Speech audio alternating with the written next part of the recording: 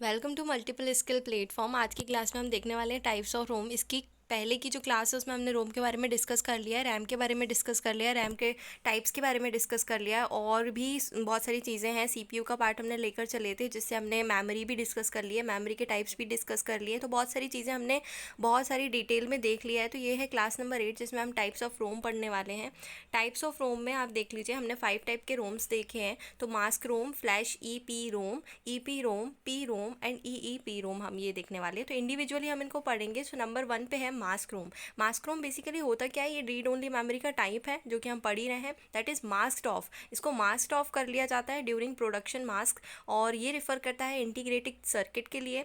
Integrated circuit क्या होता है? तो इंटीग्रेटेड सर्किट एक इलेक्ट्रॉनिक सर्किट होता है जो कि डेटा को प्रोसेस करता है, और जो कवर होता है ओपिक प्लेट से। ओपिक प्लेट्स को कहा जाता है फोटो मास्क। ये जो प्लेट्स होती हैं ये ट्रांसपेरेंसीज कंटेन की रहती हैं, होल्स कंटेन की रहती हैं। होल्स इसलिए ताकि उसमें से लाइट अलाउ हो सके, ताकि वो जो एरिया है वो लाइट को ब्लॉक ना करे। और अगर ऐसा होता है तो वो क्रिएट करता है डिस्टिंक्टिव पैटर्न्स। जो मास्क होता है वो इस तरीके से वर्क करता है, जो उस प्रोसेस को कहते हैं फोटोलिथोग्राफी। और प्राइमरीली ये जो है इंटेलेक्चुअल प्रॉपर्टी प्रोटेक्शन का ही सॉर्ट टाइप होता है, और ये रिजर्व करता है रिप्रोडक्शन ऑफ द प्रोडक्ट को to the integrated circuit manufacturer. So basically mask ROM is a type of read only memory जो कि मास्क ऑफ करता है ड्यूरिंग प्रोडक्शन, और इसमें फोटोलिथोग्राफी भी हम देखेंगे। और जो मास्क वर्क करता है, वो जो पूरी प्रोसेस है उसको फोटोलिथोग्राफी ही कहते हैं, और ये प्राइमरीली इंटेलेक्चुअल प्रॉपर्टी प्रोटेक्शन का पार्ट होता है। नेक्स्ट है पी रोम। पी रोम होता है programmable read only memory. Programmable read only memory ये जो है कंप्यूटर मेमोरी चिप होती है जो कि प्रोग्राम करती है, एक बार प्रोग्राम करती है after it is created. So once P ROM is programmed, information जो है वो जो रिटर्न हो जाती है, लिखा जाती है, वो परमानेंट हो जाती है and can not be erased और डिलीटेड।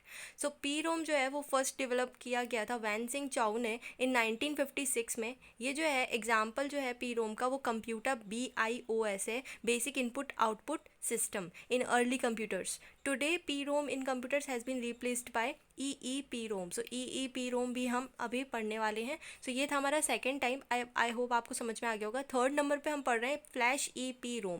फ्लैश मेमोरी क्या होती है? फ्लैश मेमोरी एक electronically erasable programmable read only memory ही होती है, पर ये एक stand alone memory storage device होता है। Stand alone means USB drive. USB drive आप इसके बारे में जानते होगे। ये नॉन वॉलेटाइल मेमोरी चिप होती है जो कि स्टोरेज के लिए यूज़ की जाती है फॉर ट्रांसफरिंग डेटा को ट्रांसफ़र करने के लिए between a PC and other digital devices. तो आपको समझ में आ गया होगा व्हाट इज़ फ्लैश EPROM। अगर नहीं समझ में आए तो आप वीडियो को बैक करके फिर से देख सकते हो।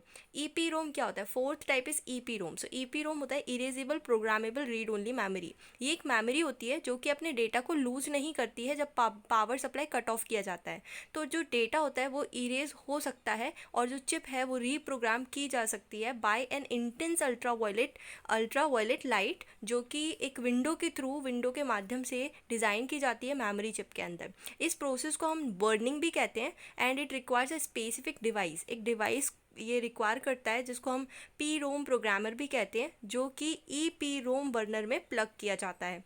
ये एक जो प्रोग्राम है EPROM, ये रिटेन करता है डेटा को 10 to 20 ईयर्स तक के लिए, और सम EPROMs जो होते हैं वो डेटा को और भी ज़्यादा टाइम तक के लिए रिटेन कर सकते हैं। जो डेटा होता है वो रिटेन होता है even when power is cut off, यानी कि पावर जब कट ऑफ भी कर ली जाए तो भी इसका डेटा रिटेन हो जाता है, और इसको हम वापस भी ला सकते हैं after the power is turned back on, making it a type of non volatile memory. तो ये जो है नॉन वॉलेटाइल टाइप का जो है हमारे पास मेमोरी होती है। तो EPROM आपको समझ में आ गया होगा। Last which is very important, EEPROM। तो EEPROM होता क्या है? ये होता है electrically erasable programmable read only memory. ये भी नॉन वॉलेटाइल रोम चिप ही होती है जो कि स्मॉल अमाउंट ऑफ डेटा को स्टोर करने के लिए कंप्यूटर्स में बनाई गई है, और कुछ अदर इलेक्ट्रॉनिक डिवाइसेस के लिए भी ये यूज़ की जाती है। थ्रू EEPROM कोई इंडिविजुअल बाइट होती है डेटा की, उसको इरेज किया जा सकता है और रीप्रोग्राम किया जा सकता है entirely, not selectively by the electrical voltage, पर इंटायरली।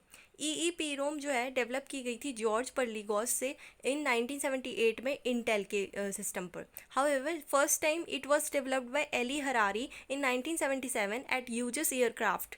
EEPROM जो है वो PROM का रिप्लेसमेंट के तरीके से यूज़ किया जाता है। PROM का रिप्लेस हुआ तो EEPROM आ गया। Programmable read only memory and EPROM ये जो है आपका इसी का ही टाइप है। तो erasable programmable read only memory, so E P Rome which is electrically erasable programmable read only memory, it is a replacement of P ROM which is programmable read only memory. So I hope आपको ये 5 type समझ में आ गए होंगे। इसकी next class में हम इसके आगे की चीज़ें देखेंगे। हमारा सीपीयू का भी पूरा कंपोनेंट्स कंप्लीट नहीं हुआ है, 2 टाइप्स और रह गए। सीपीयू में बेसिकली हमारा मेमोरी था, इनपुट आउटपुट था, ये सब चीज़ें थी। तो इसमें हमने मेमोरी को भी पूरा कंप्लीट कर लिया है। तो पर्टिकुलर मेमोरी आपको देखनी हो तो आप मेमोरी के टॉपिक्स अभी तक देख सकते हो। इसके बाद के जो टॉपिक्स हैं हम कल की क्लास से कंटिन्यू करेंगे। Thank you for watching, like share and subscribe the channel.